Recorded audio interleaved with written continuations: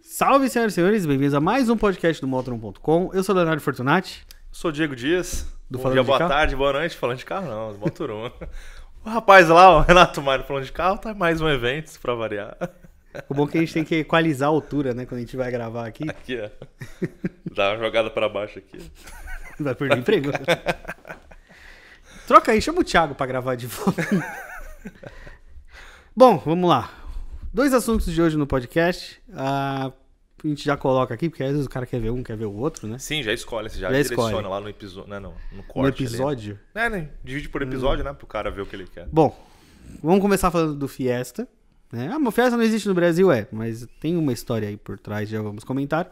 E falar um pouquinho do Honda HR-V, novo Honda HR-V, finalmente com a motorização turbo, foi revelado. Já andamos, já testamos e vamos comentar um pouquinho até desse segmento de SUVs compactos com preço de médio, que não são poucos, né? Caminho sem volta, né? Você quer mais, você paga mais. Mercado, né? Você quer, você paga, entendeu? É a velha teoria do quer mais, paga mais, né? Então vamos começar, Diegão, com o Fiesta. Por que a gente vai falar de Fiesta, sendo que já faz um tempo que ele saiu de linha no Brasil?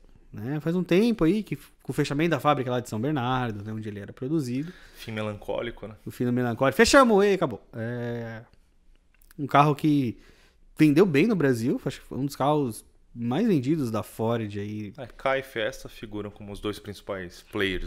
O EcoSport também, né? Lógico, a gente não pode esquecer, mas o Fiesta é um carro que marcou muito a Ford no mercado brasileiro. Desde a primeira geração que chegou aqui no Brasil, que na Europa já era a terceira, né? Vindo da Espanha ainda. Só que agora na Europa, né, Diego, anunciaram que acabou.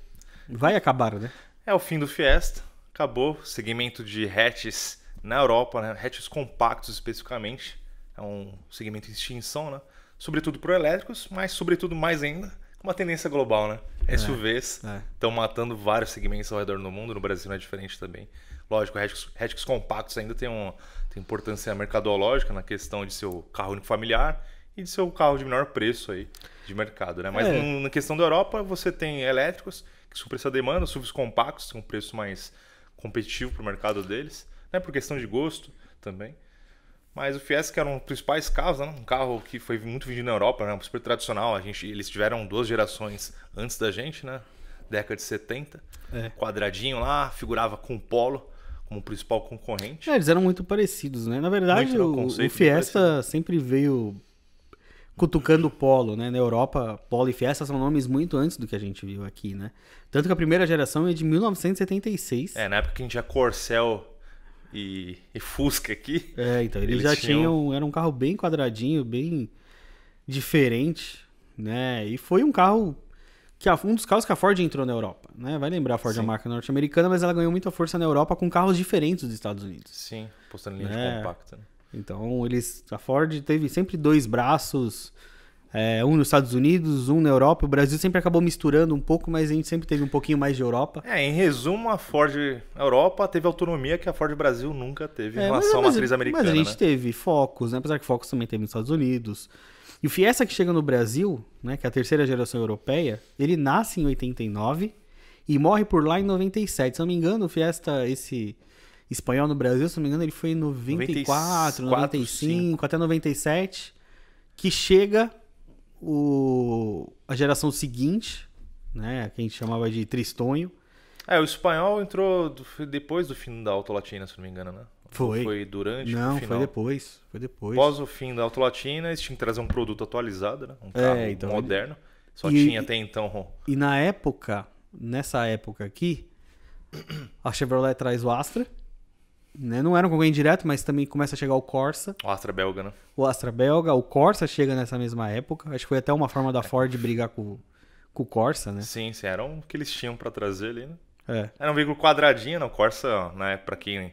Todo mundo acho que deve lembrar dos anos 90, quem tem mais de 30 anos aí, que o Corsa teve fila de espera, ágil, a rodo. Era um carro muito moderno pra época. Mas a Ford contra-atacou com o Fiesta e logo depois trouxe o Tristonho, né? O Palio vem na mesma época também, 96, né? Foi uma época... Foi bem encavalada ali os lançamentos. Foi uma época de renovações nessa parte de hatches no Brasil, né? Foi uma virada de chave, né? O Gol Bola vem um pouco antes, né? Sai do quadrado pro Bola. A gente recebe, na verdade, o Tristonho é a 4ª geração na Europa. E ele nasce em outubro de 95 e é engraçado porque em 96 ele já chega no Brasil. Foi muito rápido. O Corsa também foi muito rápido na época, né? Nasceu na Europa, já veio pro Brasil muito rápido e o Fiesta foi a mesma coisa, né? Curioso, né? O mercado brasileiro até 92 era fechado, tava arcaico em relação ao mundo e do nada começou a receber lançamentos mundiais até em cima de outros, assim, em quase sintonia com a Europa. E ali, com né? produção, né? O Corsa produzido aqui, Produzido o Fiesta aqui. produzido aqui, o Palio produzido aqui. Você né? lembra? O Palio Tristan, você lembra onde era feito esse carro? O Tristan era São Bernardo, não São era? Bernardo. É, só tinha, é verdade. Camaçari foi lá pra frente Não, depois. Camaçari vem 2000, com EcoSport. 2000 e pouco, com EcoSport. Camaçari nasce com EcoSport. Verdade, a única fábrica. 2002. 2002, Camaçari, 2001, 2002. Taubaté sempre fez mecânica, né? Parte de motor. Motor. Eu acho que Taubaté chegou a fazer isso. carro. Não tenho Deixa certeza. eu trazer essa informação depois. Acho que não sei, mas acho que não sei se Taubaté chegou a fazer carro. Mas esse Fiesta, o Tristonho, né? Ele foi um carro que marcou muito a Ford aqui. Né? Ele tinha... Deu origem a uma família aí, né? Ele deu origem, né? O Tristonho, ele nasce de uma forma... Ele ficou como o hatch. A gente começa a ter uma família na geração seguinte. Né? Aquele mais quadradinho e tal, que aí vem EcoSport, nasce dele. Né? Fiesta Sedan aparece a primeira vez. Putz, Fiesta Sedana, triste andar 1.0, hein? Tive uma experiência descendo pra praia com ele. Não. Mas Fiesta Sedan... Teve Fiesta ele Sedan teve anterior. Teve Fiesta Sedan anterior, sim. No Tristonho? Não era o Tristonho, era o facelift do facelift Tristonho. do Tristonho. Era o gatinho, era o né? New Edge, né? O gatinho. Era o famoso gatinho. Ele teve o sedã. Puta, era feio que dói. Horrível. Desculpa, Ford, mas... Puta, era feio pra caralho. Era Eu feio. chamava Fiesta Street. Esse aí que eu desci pra praia num trânsito absurdo. Depois pra subir ali... Você desceu? Desci, subi... Depois... Então, aí depois vem a geração seguinte, que é mais quadrada, que é a que deu origem ao EcoSport. Aí já tinha o Fiesta Sedan mesmo. Né? Já foi uma época mais... Grande produto aí, né? Picapinhas compactas, que pra mim acho que foi a picapinha compacta mais que A bateu de Courier, frente com a estrada. A Courier é da geração anterior. Você vê várias rodando até hoje aí. Né? Ela era... parruda demais, tinha capacidade de carga absurda. A caçamba era maior que da Se eu Ranger. não me engano, eu dela, acho que a Courier era a maior capacidade de carga na época. É? Acho que era 700, maior que da Ranger, tá, 700 alguma coisa. 770. Era peso pra caramba. Pensa em anos 90, né? Você tinha... Era a picape Corsa. Picape Corsa, cara, pequenininha, era uma pegada meio de Saveiro, a picape Corsa, era bem mais urbana. Saveiro vinha. Saveiro. Estrada veio já começou a vir a estrada. 97, 98. A estrada veio na mesma época da Courier. Mesma época, Courier, não. A Courier, ela veio na reutilização. A Courier, se não me engano, não teve a Tristonho. Não teve Tristonho também. foi igual o Sedan. Já veio com a cara nova e durou mais de 10 anos quase. A Courier, quase 10 anos. A Courier eu acho que durou mais do que o Fiesta. Do que o Tristonho. Do que o Fiesta geração. Eu acho que ela conviveu... Com os novos Fiestas da geração seguinte. O New Edge aí, 2002 pra frente. Eu acho que veio nessa época. Lembra das propagandas lá que destoava totalmente da linha, mas era veículo comercial ali, um apelo no final de vida, né? Ele tinha as versões, quando chegou tinha as versões topo de linha, né? Motor 1.6, sim. Chegou a ter carro com acabamento, roda de liga leve, que na época era diferente, airbag duplo. Bag duplo pra época era um negócio... Então assim, era uma picape que chamou muita diferente. atenção na época. Sim. E se eu não me engano... A herdeira natural da Pampa, aí não é à toa, né? Porque você vê Pampa rodando até hoje e estão correndo mais ainda. A Courier, eu lembro que eu até, conversando com o pessoal da Ford em Tatuí, eles falaram que foi um desenvolvimento muito árduo. Porque ela tinha que ser confortável, tinha que ter estabilidade e tinha que levar carga. Esse equilíbrio é mais complicado que vocês imaginam, em questão de engenharia. Eles falaram, a Courier foi um projeto muito desafiador para eles na época, né? E a gente chega depois que foi a 6ª geração no mundo e aqui no Brasil, que começou vindo, que foi uma... No Brasil foi a terceira, né? Terceira, né? Falo de geração. Geração foi a terceira. Mas foi curioso, porque é um carro que parou de produzir no Brasil, foi pro México e depois voltou pro Brasil. Você fala dessa geração, do Fiesta. Do gatinho ou do último, Edge, né? do último Fiesta. Tá, do último, sim. Ele veio do México uma época e depois volta pro Brasil. Né? Tanto que acho que ele vem pro Brasil com uma leve reestilização e depois reestiliza de novo também. A qual fase você tá falando? A última fase do Fiesta. Esse Power Shift, esse dele eu não lembrava não. Dessa parada, depois volta. Teve do México. Olha só. O sedã sempre... O sedã dessa última geração, ele sempre veio do México. Sim. Até quando produzia no Brasil. Só que questão de cota e tal, né? Também. Eu não sei, eu não lembro o que foi na época, mas o Fiesta vinha do México. Tanto que ele tem um visual diferente. Acabamento era mais Eu não lembro como Não seu lembro. acabamento. Eu lembro que O volante era diferente, o pessoal fala que é o volante do Yoshi. É do Yoshi, você vê essa imagem aí do volante, você não desvê mais. É o volante nunca do mais, né? Yoshi, E o acabamento do painel era Eu acho que era um pouco melhor, é. Era melhor. Embaixado não, mas um soft touch ali, mais suave, ali, mas era bem trabalhadinho. E ele já vem com o Power Shift, né? Dupla embreagem, chamou muita atenção na época. Um carro... Porque o dupla embreagem a gente teve nessa época, era só os importados, os hatches médios, e ele veio com essa Você está opção. falando que ano, mais ou menos, só pra assustar o pessoal? 2000. Ah, bichinho. Mas fala do primeiro?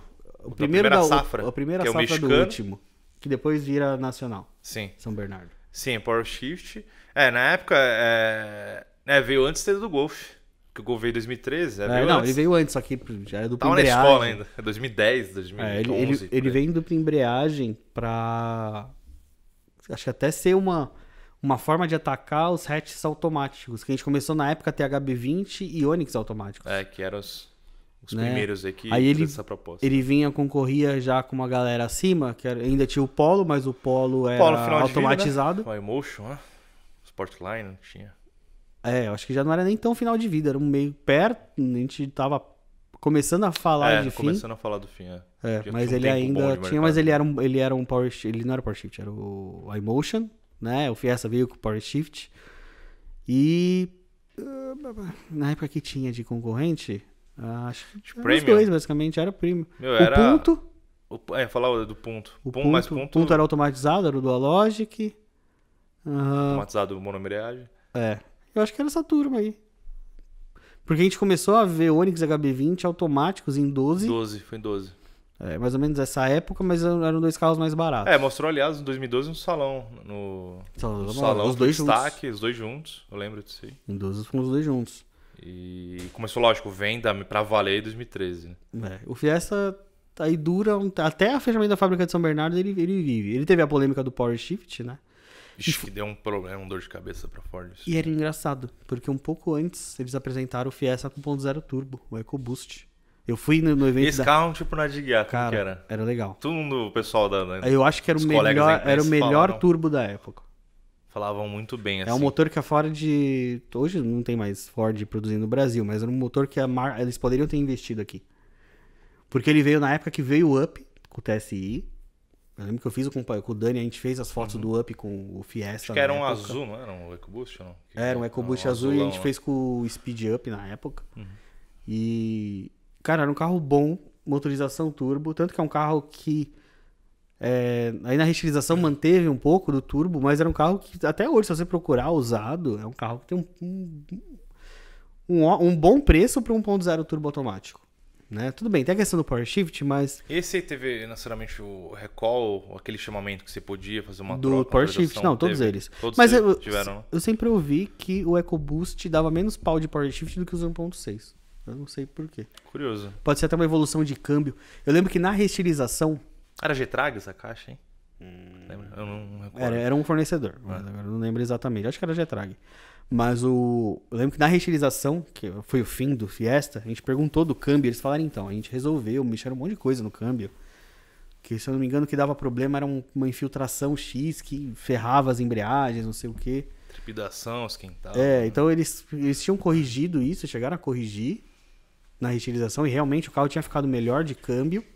Mas logo em seguida ele morre, né? Ele ganha a central multimídia. Ele durou muito pouco, eu lembro, assim. Não durou muito tempo no mercado, A reestilização ficou pouco, e logo em seguida fecharam São Bernardo.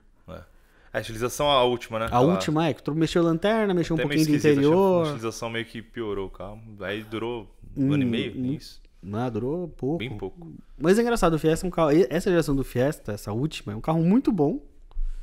Eu acho aquele Sport que era bacana, o Sport que tinha o aerofólio, mas era um esportivado de bom gosto, né? Caiu bem ele era nele. bonito, cara. Era bonito. Eu fiz a avaliação desse carro, eu peguei um preto. Todo preto. Nossa, era muito bonito pra época. Chamava atenção. Um Sport manual, andava ele pra caramba tinha ainda, com não tinha nem central, pra você que tá acostumado com central multimídia, era aquele radinho com a tela azul, monocromática. Ele foi ter multimídia na reutilização. A última fase. A última fase. Isso talvez pecou um pouco, né? Se não me engano, o carro já trazia e o Fiesta demorou pra ter uma multimídia decente ali. O que mais atrapalhou o Fiesta foi a história do câmbio. Queimou. Foi o que mais ferrou o Fiesta. Cara, nessa época aí, ninguém queria comprar Ford, tanto Focus quanto Fiesta, por causa do câmbio. Mas, cara, hoje em dia eu vejo muita gente andando com esses carros. Já conversei com donos e falei, cara, hoje em dia o pessoal já faz o reparo em oficinas independentes, já sabe como é que faz o reparo. É igual o DSG da Volkswagen, o 7 marchas. Então, os cuidados O específicos. pessoal por fora tem que ter, já sabe que peça usa, que componente, quando dá problema, quando não dá. Então já é um carro aí que tá mais fácil, né? Tem umas particularidades de manutenção, você vai se habituando, né, como utilizar o carro ali. Cara, como sempre, tanto engenharia quanto manutenção no Brasil se adaptam muito fácil, né? Enquanto na Europa, Estados Unidos virou um bafafá essa história desse câmbio, aqui no Brasil teve, lógico, mas foi muito... as pessoas aprenderam a mexer com ele aqui. Você vê várias oficinas de câmbio automático. Faz um limão e limonada, né? O brasileiro sempre. A história do L4 da Peugeot Citroën. Cara, hoje em dia o pessoal fala, o câmbio. Cara, hoje em dia é um carro barato de comprar. E se o câmbio der problema, eu tô falando que tipo, tem gente fazendo a base de troca por 2, 3 mil reais. Pô, pelo preço do carro, você vai pagar 2 mil reais pra trocar o câmbio. Então o pessoal já, querendo ou não, o brasileiro, pra parte técnica, engenharia, você conversa com engenharia, conversa com parte de manutenção, eles são muito espertos. Sempre acha uma saída, tem uma solução, procura o melhor componente, como é que você faz pra gastar menos. Porque aí o cara foge da concessionária, né? Muitas vezes já vi gente praticamente se desfazer do carro por causa do câmbio e o problema era um problema de 2 mil reais. Então, acho que o Power Shift cai nisso. Hoje o Focus mesmo é um carro pra quem quer um hatch médio automático, automatizado, também é uma opção bem acessível. Carro... Um dos poucos, se não for o único, que rivalizou com o Golf em questão de dinâmica ainda. Carro muito prazeroso de dirigir, né? Focus. Mas voltando pro Fiesta. Não, o Fiesta agora na Europa vai pro fim, né? A gente aqui no Brasil, né, acabou com a sexta geração, né? Na contagem de todas as gerações, incluindo a Europa, né? Eles têm a sétima ainda. Eu lembro que na época... A sétima foi em que ano? Saiu em 2017. Cara, eu lembro que na época chegou a se falar dessa sétima geração no Brasil. Muito se falou, será que vem, será que não vem, mas acabou não vindo, né? Cara, já era... hatch, isso ficaria muito caro, né, pra cá, né? E pra ajudar, a Ford entrou nessa onda do só SUV picape, o fim da produção no Brasil, né? E agora com a oficialização, o Fiesta vai ser produzido até abril de 2023 na Europa, né? Ele 47 anos depois, é o fim. Acho que vale até, a Ford anunciou isso com um vídeo legal de interessante, despedida. Tá lá no site do motoron.com, vídeo em inglês, mas tem legendas em português aí pro pessoal poder ver. Ou vamos praticar o inglês, né? Vamos lá. Não é difícil, não. E ele vai ser produzido até junho de 2023, né, lá na Romênia. E isso vai ter uma versão elétrica do Puma, que é um SUV compacto, nessa mesma base. O Puma é um carro que acabou tomando o lugar lá do Export na Europa, que não deu certo. Lógico, saiu de linha no mundo todo, o Export. O último lugar lá ficou lá na Índia. Não, a produção hoje é na Alemanha, né? Nem na Romênia. Puma acabou tomando esse lugar e, né, acabou com os hatches compactos lá na Europa, o Puma. Vale a correção, a produção do Fiesta hoje é na Alemanha, não é na Romênia, mas esse substituto será produzido na Romênia. E é um dos... Na Europa... Né, quando a Ford começou com o projeto de SUV e picape, a Europa ainda manteve um Mondeo, que é o Fusion, né? O Focus ainda tá, e esse Fiesta, né? O Fiesta tem a versão ST, a versão mais esportiva, mas é a tendência global, não adianta mais brigar. A Ford quer focar nisso, nos Estados Unidos é basicamente otimizar isso. custo, né? Questão de emissões também, que pega muito na Europa, né? 2035 é a Comissão Europeia. Estão pensando em flexibilizar essa questão, né? Mas enfim...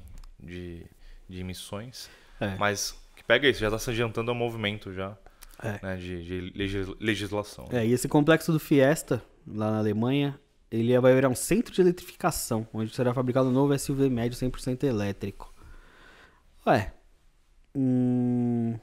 Bom, não é o fim também dos carros a combustão, o motor 1.0 turbo lá, que ainda lá existe, vai continuar sendo produzido em outro lugar, para abastecer outros carros. Mas, curioso, lançado em 76, 18 milhões de unidades construídas e entregues em todo o mundo. Cara, 18 milhões de carros. Carro pra andar e vender. Produção em 13 países diferentes, incluindo o Brasil, México, Argentina. Brasil, Argentina, México. Cara, é um carro que... Eu não tenho essa memória. O Fiesta, você lembra se foi vendido nos Estados Unidos ou não? Achei muito pequeno pra eles, né? Tiveram Focus lá. Isso eu não recordo. Eu não lembro Sei que tiveram... eu acho que... Não sei se esse mexicano que a gente teve aqui, eles tiveram. Eu sei que acha Escort lá. Estados Unidos. Bem pouco, mas Bem tem. pouco, mas tem. Eu acho que o Fiesta chegou. Eu acho que o que era produzido Não tenho no México pra recordação. gente, Porque, eu acho que foi pros se Estados Unidos. fazer no México, Eu acho que chegou. Acho que chegou lá, né? Acho que essa geração. Porque eles tiveram com o esporte, Verdade. né?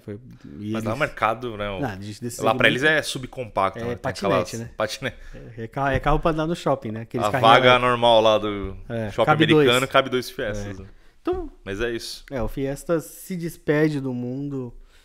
Comente aí se você tem uma história interessante com Fiesta, se teve uma festa bacana. Aí os caras reclamam, não, meu câmbio deu pau. Né? Deu pau, né? Eu tive o câmbio quebrou.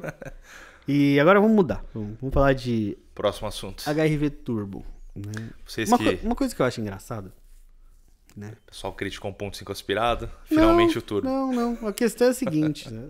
A gente hoje pensa tanto em... Hoje a gente vive basicamente em trânsito, bem preocupado com o consumo. Situação real, né? Quem vive preocupado em grande com metrópole. consumo, preocupado e todo mundo pede os SUVs, cara, 177 cavalos. O Renegade 185 cavalos. Às vezes, Foi a às vezes- potência de esportivo nos anos 90, né? 200 cavalos, né? Quase 200 Não, cavalos. até mais, porque a gente foi ter Jetta com 200 cavalos em 2010, 2011. Não, eu falo de esportivo mesmo, tipo Eclipse, essa safra sim. que tinha nos anos 90, É, BMW Audi Série 3. A3, Série 3 era 190, enfim. Então, assim... Imagina. Bom, aí muita gente reclamou, falou, 1.5 é xoxo, não sei o que. Olha, Andou? anda igual 1.8 e tem muito na rua, cara. Eu tava reparando. É igual tem muito. City também, você vê a roda. Cara, as pessoas realmente, cara, o cara ainda no carro, tá andando, tá indo pra frente, pra trás. Tá, quanto faz? Faz tanto por litro? Cabe minhas coisas? Cabe minhas pessoas? Cabe, então eu vou comprar. A Fiat, Fiat. A Honda já mostrou que um carro pode ser econômico sem usar turbo, né? Assim, 1.5 aspirado. E agora com o turbo, como ficou a situação? Então, cara, assim, o turbo, vamos lá, primeiro passo, né? A Honda pegou aquele 1.5 turbo que a gente conhecia do Civic e tudo mais, mexeu nele pra poder usar etanol. Bem elogiado, era só gasolina, né? No Civic e no Civic e no... A montagem dele é local, né? Montado aqui no Brasil. Uhum. Tem que fazer retrabalho por causa do etanol, né? Etanol corrói as coisas.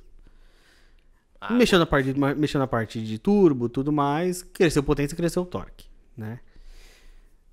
Cara, anda pra caramba.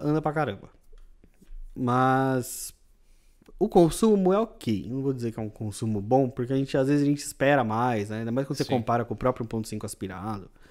Você já sente ali uma diferença. É bom pra quem, sei lá, pega estrada. Por exemplo, o cara vive muito em rodovia. Retomada, é absurdo. Você ganha, um carro que anda melhor. Né? Você até para manter a velocidade da via, o 1.5 aspirado. Com menos esforço. A gente falou bastante disso. Né? A gente falou bastante disso.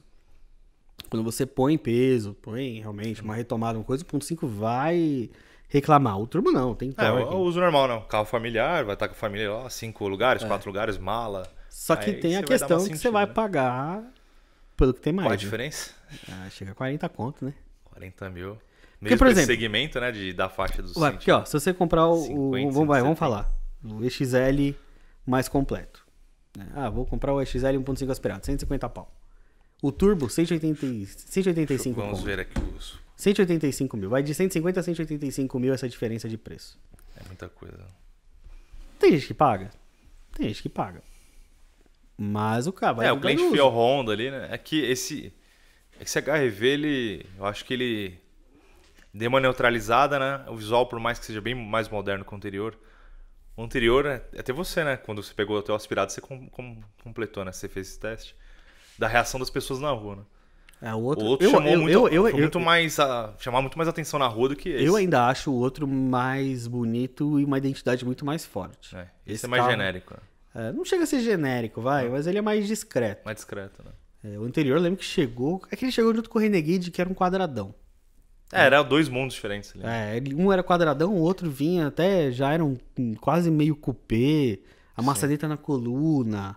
Tiveram, né? Então, assim, ele já era diferentão, né? E mesmo assim, ele se manteve muito tempo... Pra mim, ele ainda é um carro muito bonito, o anterior. Esse eu acho legal, tal, mas você percebe as linhas dele, teto mais baixo, os vidros menores, né? O farol menor, você já faz tá, legal. Mas acho que de impacto visual, o anterior é mais legal. Né? Mas o turbo, Como que é a operação desse...